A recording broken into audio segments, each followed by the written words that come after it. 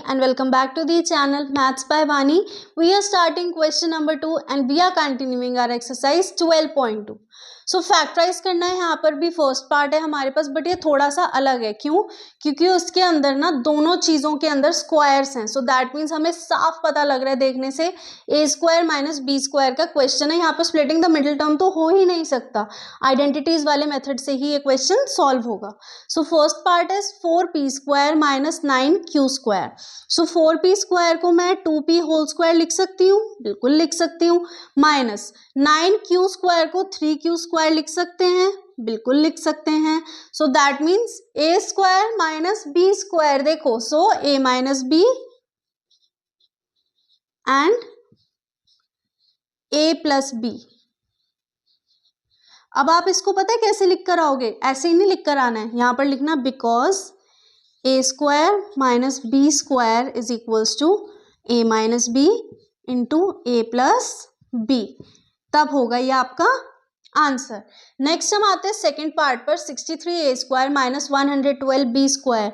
अब इसको मैं डायरेक्ट किसी नंबर के स्क्वायर में नहीं लिख सकती क्योंकि ये परफेक्ट स्क्वायर नहीं है. बट अगर मैं यहाँ से कुछ कॉमन ले लूँ तो क्या बन सकता है परफेक्ट स्क्वायर? देखो, वेरिएबल्स तो कॉमन नहीं आएंगे क्योंकि यहाँ पर a है एंड यहाँ पर b है, बट नंबर कॉमन आ सकता है. सो अगर मैं यहाँ से 7 को कॉमन लूँ, सो ये हो गया 9a स्क्वायर माइनस, अब ये हो गया 7 1 जार 7 6 जार बी स्क्वायर.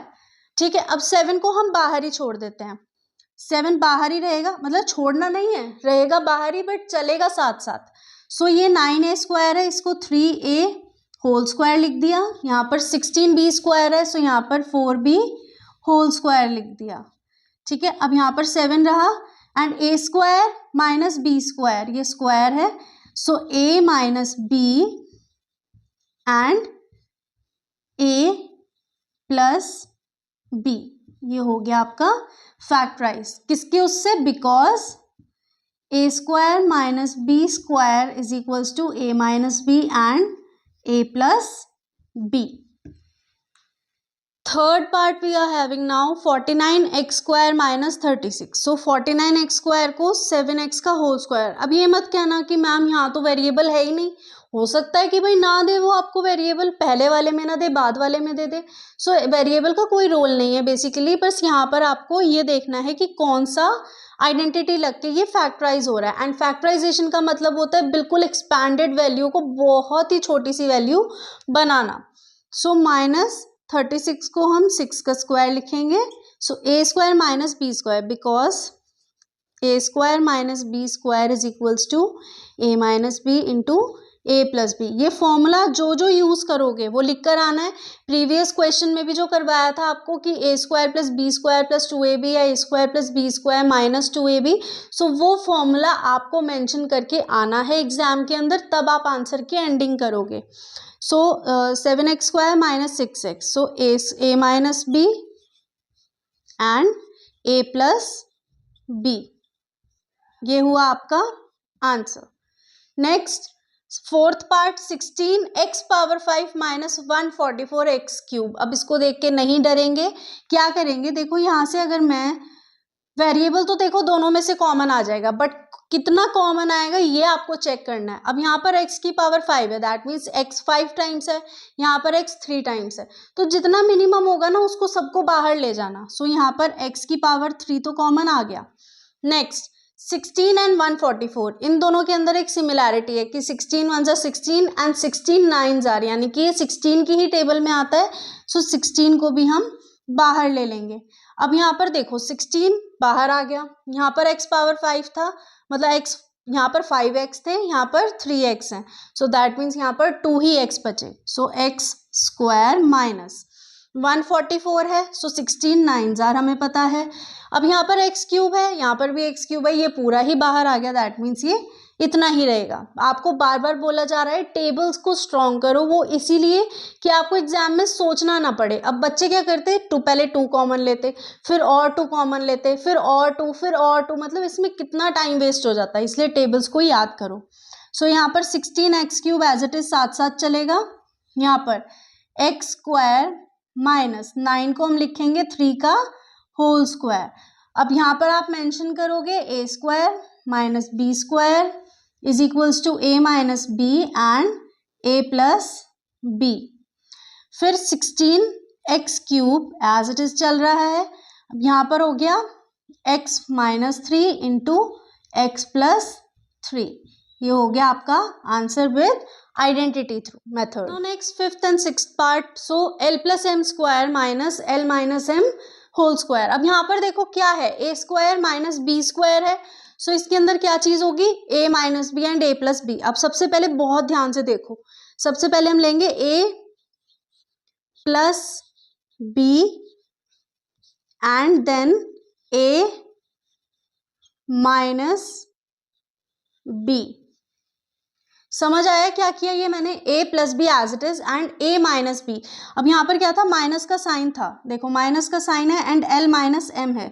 मैंने क्या करा, मैंने डायरेक्ट ब्रैकेट ओपन कर दिया, माइनस l प्लस m। सो यहाँ पर यही चीज हुई है, एक्स्ट्रा कुछ नहीं हुआ है। सो मल्टीप्लाई हो रहा है, देखो अब इसके अंदर ये कैंसिल आउट क्योंकि माइनस प्लस ऑपोजिट साइन के साथ है, यहाँ पर l cancel out. So l plus l 2l into m plus m 2m। So 2 2s are is 4lm। ये हो गया आपका फैक्टराइज। ठीक है, अब आप इसको ऐसे भी कर सकते हो कि भाई पहले ब्रैकेट खोल लो, l प्लस एम स्क्वायर अलग ओपन करो, ये अलग ओपन करो, इसके बाद माइनस साइन के साथ इनके साइन चेंज करो, तब भी आंसर यही आएगा। आप करके ट्राई करके देख लेना।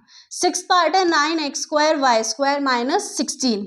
सो 3xy whole square minus 4 whole square. So a square minus b square is a minus b and a plus b।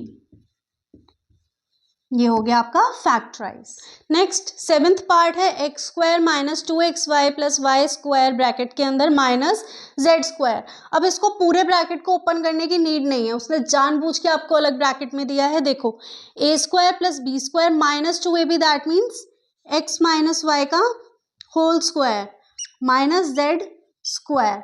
अब यहाँ पर देखो a square minus B square, भले ही वो दो चीजें एक ब्रैकेट के अंदर है बट वो चीज एक ही इंक्लूड हो रही है स्क्वायर के अंदर। So a square minus B square is a minus b into a plus b. ठीक है, ये हुआ आपका आंसर।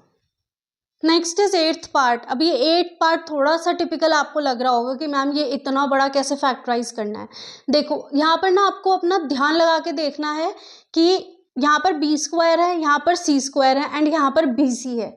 इसने जानबूझ के हमें ये चीज़ दी है, ये देखने के लिए कि भाई ये तीनों चीज़ें जो हैं हमारे पास ये सेम है। 25a स्क्वायर अलग है। सो हम क्या करेंगे, 25a स्क्वायर को बाहर ले लेते हैं अभी थोड़ी देर के लिए। अब माइनस का साइन है, सो यहाँ पर हमारे पास हो गया 4b square plus 28bc minus 49c square.